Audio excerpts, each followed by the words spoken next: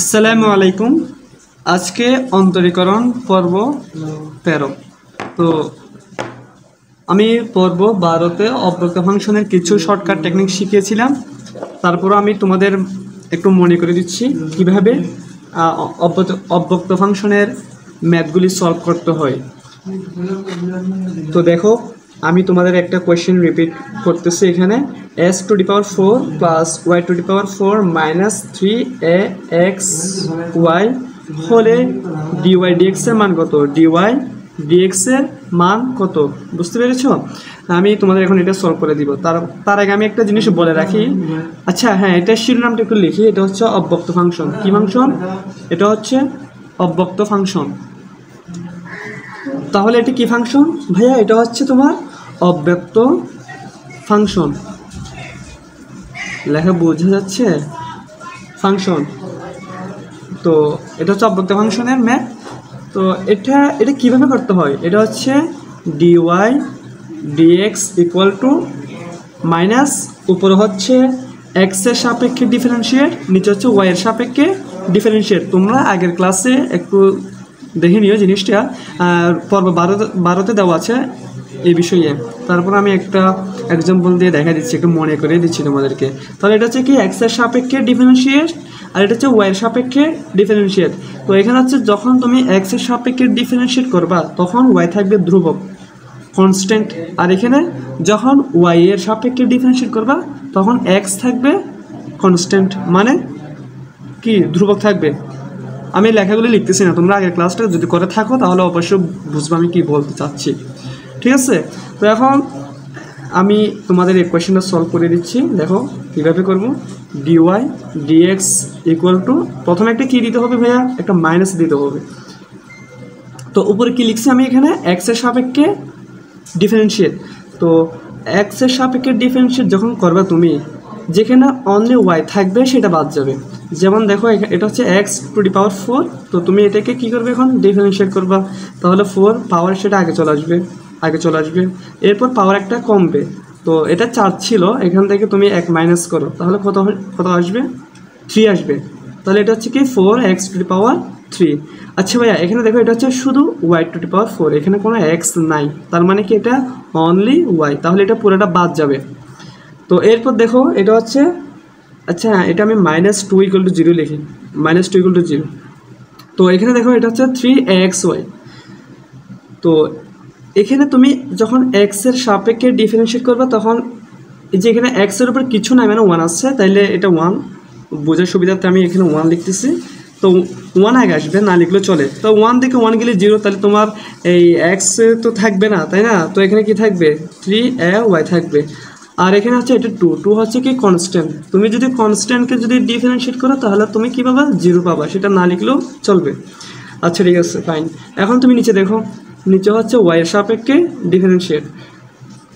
যখন তুমি ওয়াই এর সাপেক্ষে ডিফারেন্সিয়েট করবা তখন যেখানে শুধুমাত্র এক্স থাকবে সেটা বাদ যাবে, তাহলে এটা বাদ যাবে। এরপরে এটা দেখো, এটা হচ্ছে ওয়াই।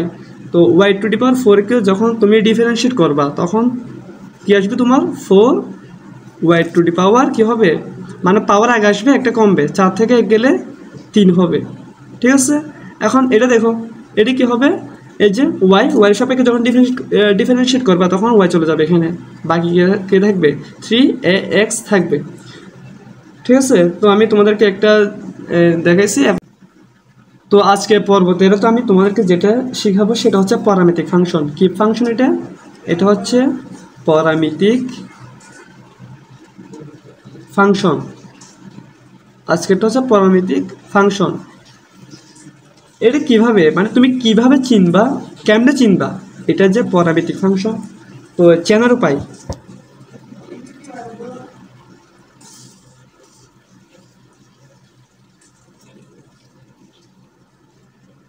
আমি চেনার উপায়টা লিখে দিচ্ছি, তোমরাও লিখো, যারা এগুলি লিখো আর কি, আমার ক্লাসটা করো।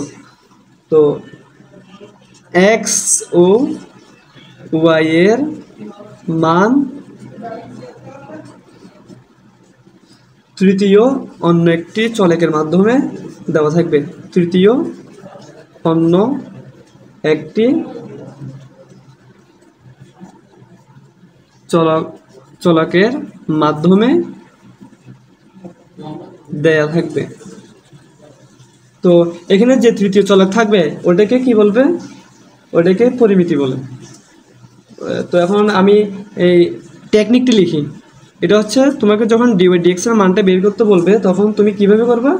ওটা হচ্ছে এই উপরে হচ্ছে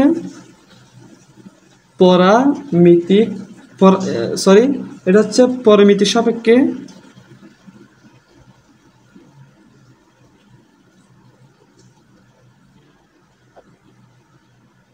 y এর ডিফারেন্সিয়েট, ঠিক আছে। আর এখানে নিচে কি হবে? পরামিতির সাপেক্ষে x এর ডিফারেন্সিয়েট। আচ্ছা তুমি একটা জিনিস খেয়াল করো, এখানে কিন্তু একটা মাইনাস ছিল। কি ছিল? একটা মাইনাস ছিল, বাট এখানে কোনো মাইনাস থাকবে না। কি থাকবে না? কোনো মাইনাস থাকবে না। তো এখন আমি তোমাকে কয়েকটা এক্সাম্পল দেখাচ্ছি।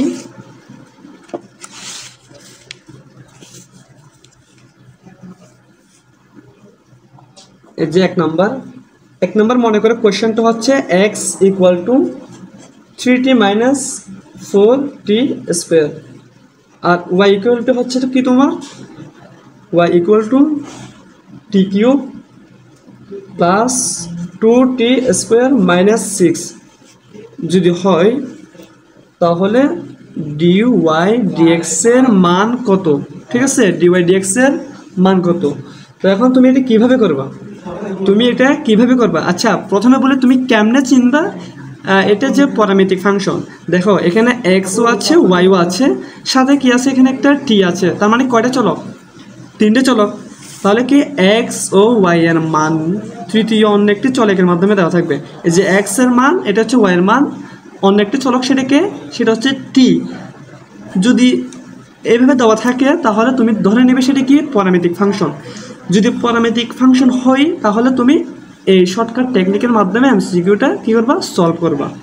হ্যাঁ, বিশেষ করে এগুলো এই এমসিকিউগুলো হচ্ছে তোমার অ্যাডমিশনই বেশি লাগবে। এটা হচ্ছে ধরতে গেলে অ্যাডমিশন ক্লাস।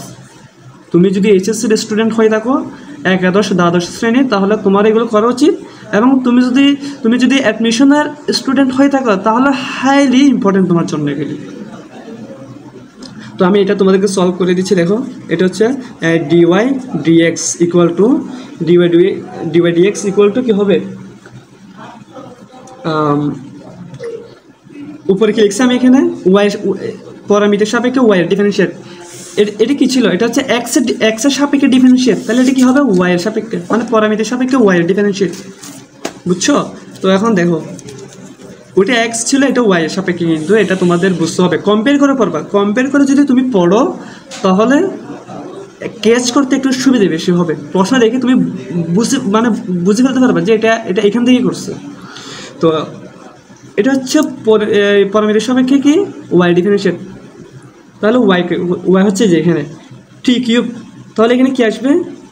টি এর সাপেক্ষে ডিফারেন্সিয়েট করলে 3t স্কোয়ার হবে প্লাস এই যে 2t স্কোয়ার। তাহলে পাওয়ার যেটা আছে এখানে 2 সেটা আগে আসবে। তাহলে এখানে একটা 2 ছিল, 2টা আগে আসতেছে, তাহলে 2 × 2 তাহলে কত হবে? 4 হবে। পাওয়ার একটা কমবে, 2 থেকে 1 গেলে 1, সেটা না লিখলেও চলে। আর এটা তো তোমার ধ্রুবপদ, এটা তো 0 হবে, সেটা তুমিও জানো, আমিও জানি, সবাই জানে, মানে যারা সায়েন্সের স্টুডেন্ট তারা সবাই জানে। আচ্ছা ফাইন।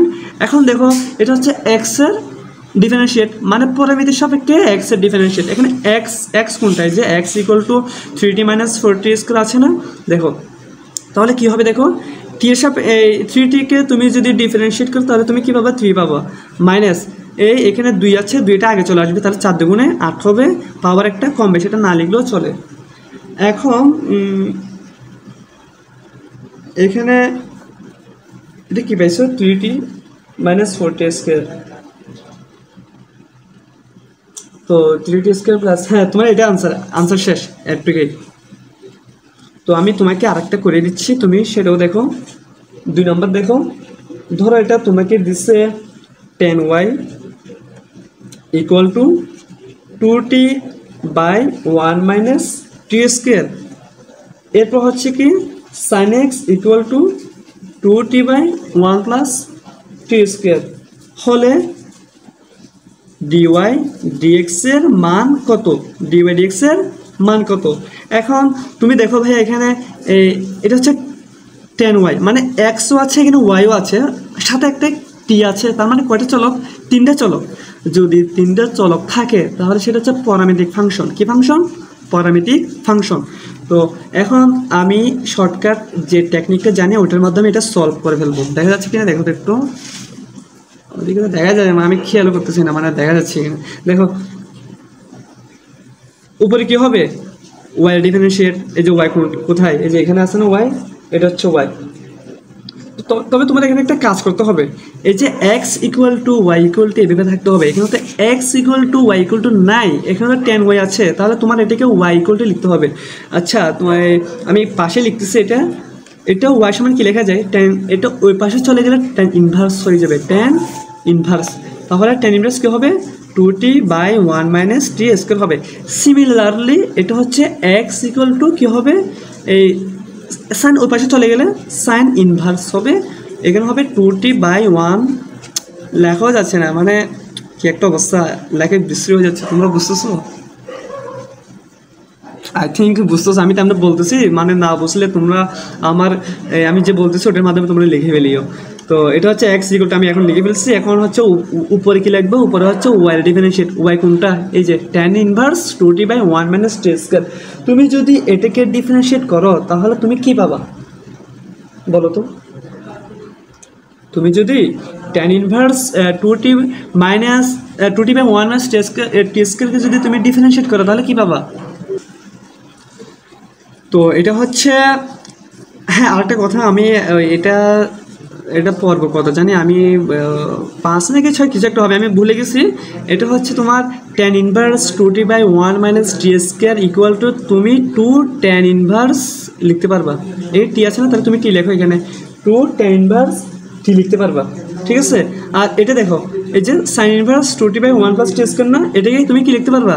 এটা সমান, তুমি আগের ক্লাসটা একটু দেখিও, এটা সমান কি লেখা যায়? 2 tan ইনভার্স, আচ্ছা আমি নিচে লিখি, 2 tan ইনভার্স, এটা হচ্ছে টি না, কি লেখা যাবে? আমি আগে বলছিলাম এগুলো হচ্ছে তোমার লাগবে, সূত্রগুলো খুব ইম্পর্টেন্ট। যেমন দেখো এগুলো লাগতেছে। আচ্ছা, 2 tan ইনভার্স টি, এটা হচ্ছে কি? 2 tan ইনভার্স টি। আচ্ছা, এখন তুমি এটাকে ডিফারেন্সিয়েট করো, মানে ওয়াই সমান কি হবে? 2 tan ইনভার্স, আর এক্স ইকুয়াল টু কি হবে? 2 t ইনভার্স টি। মাঝখানে এটা চলে যাবে, কারণ এটা সমান তো এটা লেখা যায়। তো 2 tan ইনভার্স টিকে যদি তুমি ডিফারেন্সিয়েট করো তাহলে কি পাবা? এমনি তো tan ইনভার্স টিকে গেলো 1/1 প্লাস, এখানে টি আছে তাহলে টি স্কয়ার হবে। তো এখানে 2 একটা আছে না, 2 এটাকে তুমি আগে লেখো। আর tan ইনভার্স টিকে যদি তুমি ডিফারেন্সিয়েট করো তাহলে তুমি কী পাবো? 1/1 প্লাস টি স্কয়ার। একইভাবে 2 এটাকে তুমি বের করো, তো tan ইনভার্স টিকে যদি তুমি ডিফারেন্সিয়েট করে সিমিলারলি কী পাবা? 1/1 প্লাস টি স্কয়ার পাবা। আচ্ছা, এটা কাটাকাটি যায়, দুটি কাটাকাটি যায়, কত পাচ্ছ এখানে? 1 পাচ্ছ। তো তোমার আনসার হচ্ছে 1। আনসার কত? 1। তাহলে ভাই আজকের ক্লাসটা একটুকে থাক, ধন্যবাদ। পরবর্তী আরও অনেক না, আর বেশি পর্ব থাকবে না, আর হাতে গোড়া 3-4টা এরকম পর্ব আসতে পারে, ঠিক আছে? তোমরা ক্লাসগুলো কন্টিনিউ করো। আসসালামু আলাইকুম।